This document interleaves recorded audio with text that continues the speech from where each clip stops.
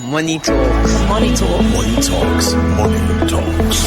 Hi, my name is Ibukun Oyedeji, President CFA Society Nigeria. Join me and a host of other financial industry practitioners for Money Talks with CFA Society Nigeria. Money Talks. Money Talk. Money Talks. Money Talks. Money Talks with CFA Society Nigeria. Let's talk about money. Hello everyone and welcome to Money Talks. Money Talks is brought to you by CFA Society Nigeria and is a financial literacy program. Smart Uzechi is my name. You can call me Captain Smart and you will be financially correct. Today we have a returning guest on the program and is returning on a higher level. I'm talking about Razaq Ahmed, CFA. Razaq Ahmed, CFA is the CEO and co-founder Cowrywise, a fund management firm registered by Securities and Exchange Commission. Prior to that, he was an investment analyst with Meristem and Vetiva and a business economist with Shell Petroleum before co-founding Cowrywise. He graduated with a first class in economics from Obafemi Awolowo University and he is a CFA charter holder. He volunteers with CFA Society Nigeria in the areas of building future professionals and advocacy for financial literacy. Should I make the announcement? Yes, I think I should. I think I have the honor to make the announcement for the first time appearing on this program in this capacity. Ladies and gentlemen, let's welcome the brand new president of the CFA Society Nigeria.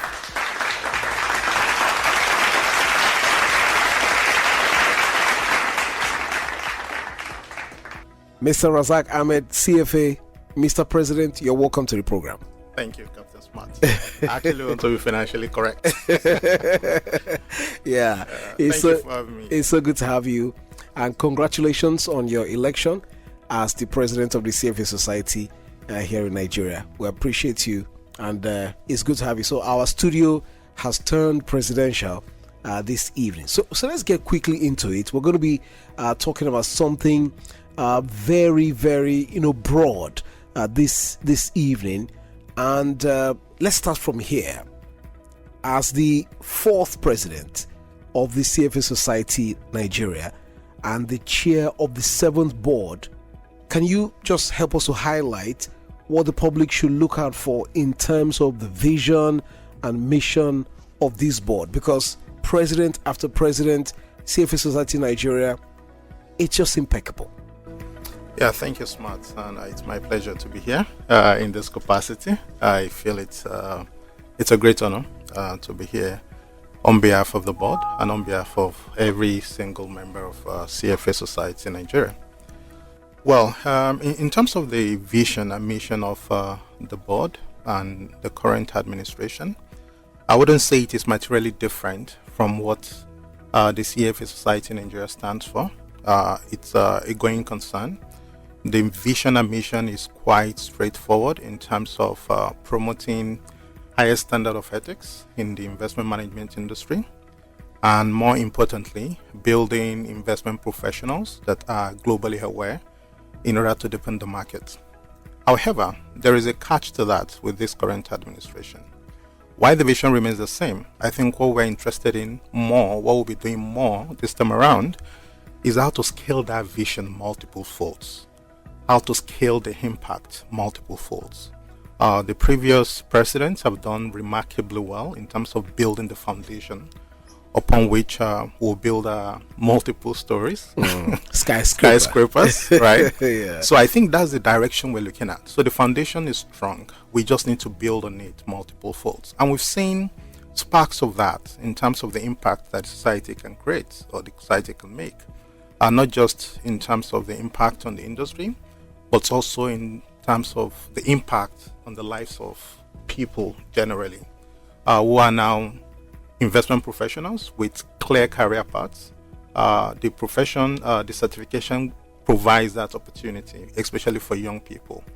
And more importantly, we'll also be focusing more on advocacy advocacy is an important element of the society, and the advocacy focuses on not just providing policy alternatives in terms of direction, but also enabling the possibility to deepen financial education within the Nigerian capital and financial service industry. From your response, Mr. Razaq, advocacy seems to be major, as a focus for you and what the society does.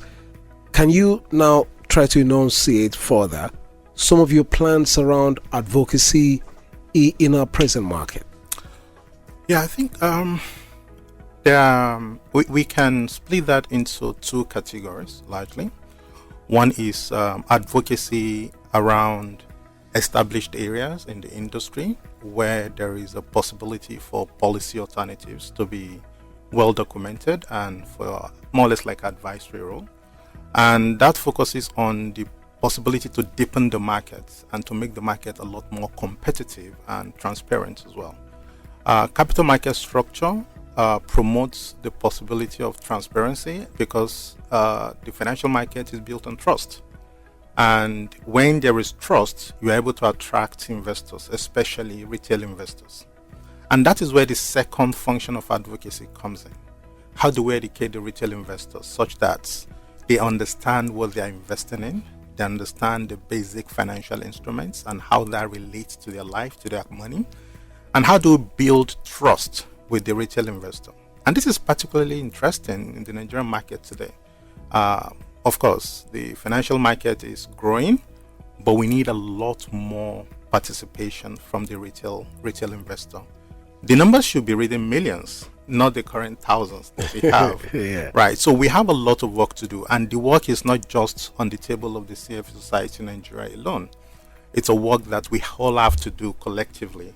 All stakeholders, from regulators to capital market players to financial service industry players, and to independent bodies like us, so as to give unbiased advisory and policy directions that can enable the market to get deepened and to develop more. In case you're just joining us now, you're listening to Money Talks. Money Talks is facilitated by CFA Society Nigeria. It's a financial literacy program.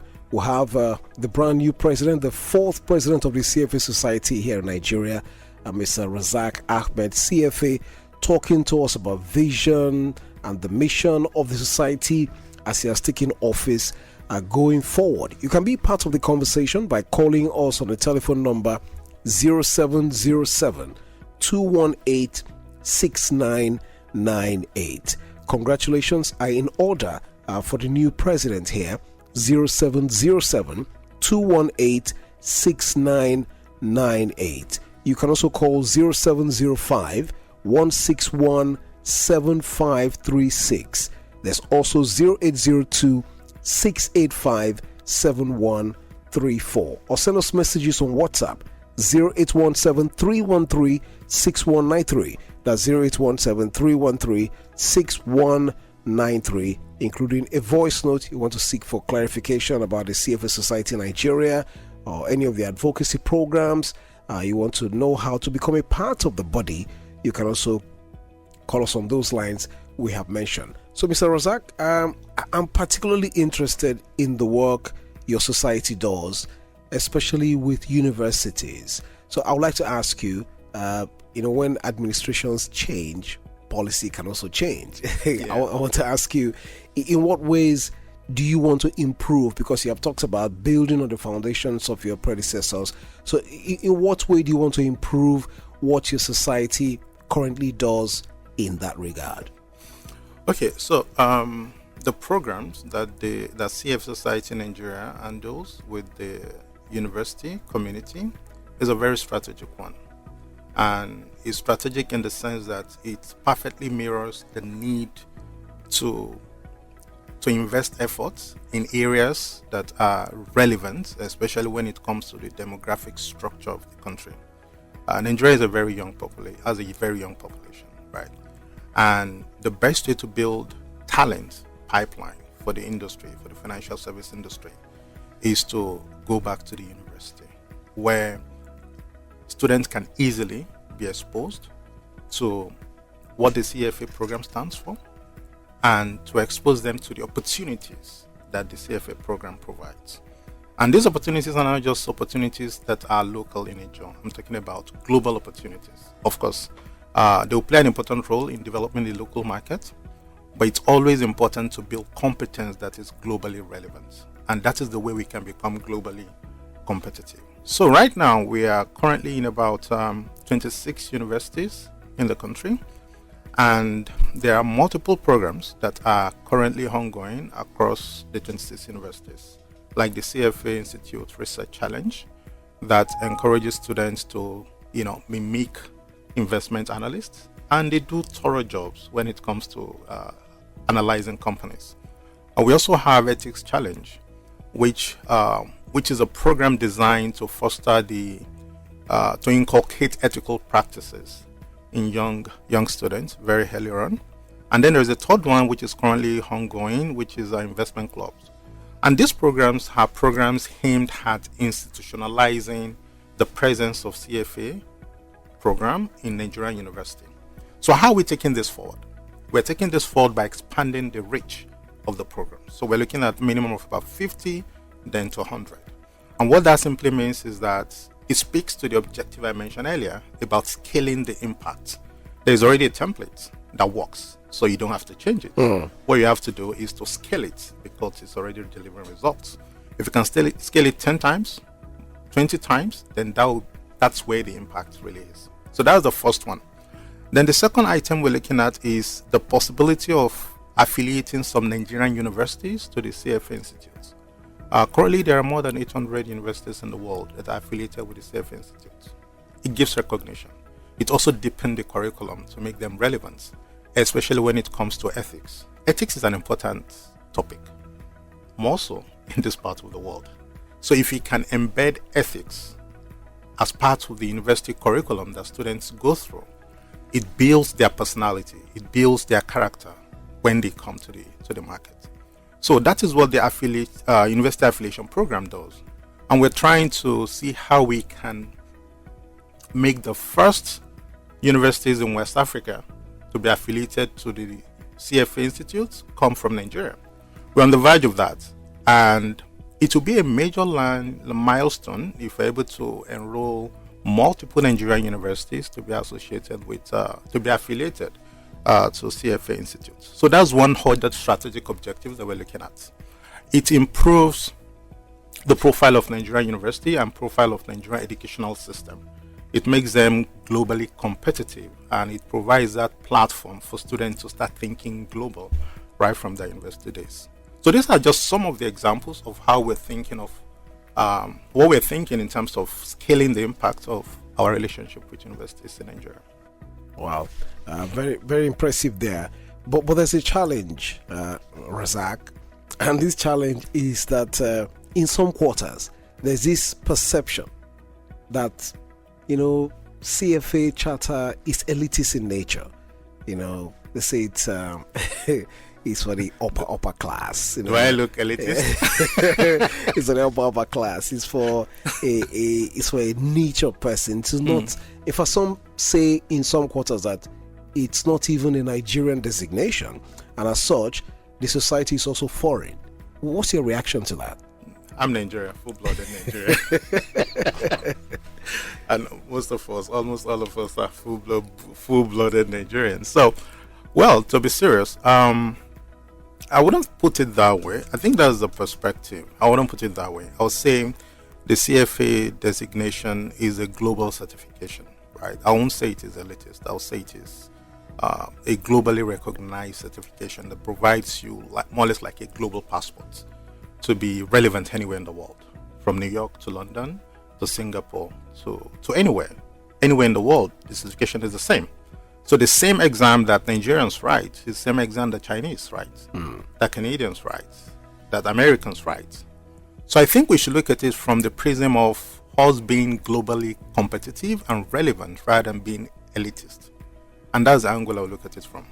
More importantly, I think the certification is more about competence rather than finances. Of course, finance is an important factor, don't get me wrong. And it's one key area that we're looking at solving, especially when it comes to the current deterioration of FX the local currency, and the implication of that to the financial requirements to get the certification done. But more importantly, we should see the CFA program as a passport for anyone, either rich or poor, to scale through that hurdle of being locally minded. So it doesn't matter if you are from Ogumosho like I am, or you are from one village in Kwara State, or from one village in Borno.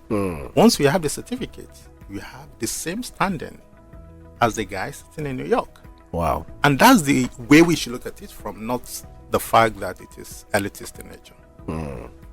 0707-218-6998 is the number you can call if you have a question for Ahmed Razaq, or you want to seek a clarification. Perhaps you want to make a contribution to the program this evening. That's the number to call, 0707-218-6998, or you can send a message on WhatsApp, 0817-313-6193. You can also send us a voice note to that number. Razaq, this is a two-edged question. And this one about the CFA, the institute certifications here.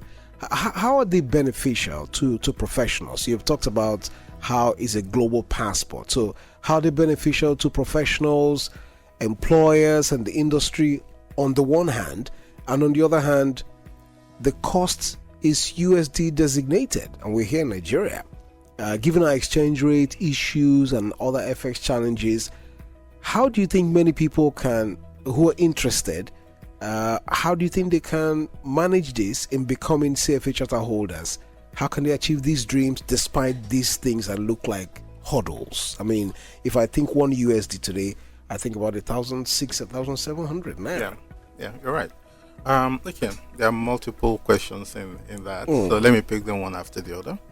And let's look at it from, let's say, employer's point of view. I think an average employer needs a very competent employee, and the CFA program provides that opportunity to do that. And when I say the CFA program, it is not just the CFA charter that is in there. There are multiple other certifications, relevant certifications that the CFA Institute provides. And I'll give an example. There is a program which is tagged finance, which is usually addressed to finance for non-finance professionals. It's called the CFA Investment Foundation Program. It is an excellent program for any financial service industry staff who are not within the finance space. So if you're a bank, people working in the bank are not finance people only. You have other teams like the legal team, you have the IT team. Those people need to understand finance as well. They need to understand what is going on in the investment management industry, in the financial service industry. So the CFA Investment Foundation Program provides a unique opportunity for staff to learn what finance stands for, what investment management stands for. So when it comes to building human capital development for staff, employers can find that very handy, and it's a structured learning, so you know for sure that your employees are learning global standards and not something of lower quality. So the second part is to the employees. What's the value? I think it makes employee extremely competitive. That's probably where the elitism notion came from. Yeah, but I think it makes, so I think it's a win-win situation. It's a positive sum game for both employer and the employee. And more importantly, for the industry. Because for the industry to deepen, for the industry to grow, for the industry to mature, we need competent hands. We need professionals who understand what it takes to manage assets, who understand what it takes to deliver financial services to customers. And these are the gaps that the CFA program bridges, right? And as I mentioned, it's not just about the CFA charter only. We also have certificate in ESG investing. There are so many other certificates that the CFA Institute provides, certifications that the CFA Institute provides beyond the CFA Charter. So the CFA Charter is just, the benchmark, but there are so many other niche certifications that help in capacity development for staff on behalf of employers for the ultimate benefit of the industry. Absolutely. There's a question here. Hello, Captain Smart. Congratulations to the fresh president in the studio. And he says, how does the CFA Society differ or relate to the National Institute of Credit Administrations or Administrators? You wanted to write there. I think we are completely two different entities. The CFA program is offered by CFA Institute, and the CFA Society Nigeria is a Nigerian entity run by CFA charter holders that are based in Nigeria. And we're registered, like legally registered in Nigeria. Just to further address the concern you had earlier about CFA being a foreign certification. Yeah, it is, but CFA Society Nigeria is a Nigerian entity. So there are two different companies. There are two different certifications, rather. We are not related in any way. All right. I'm sure you got the answer there you wanted. That's Mr. Franklin, I guess, that sent the message there. Let's move quickly now. So this one, perhaps maybe we'll end here. The Investment and Securities Bill has recently become an act with the assent of the president.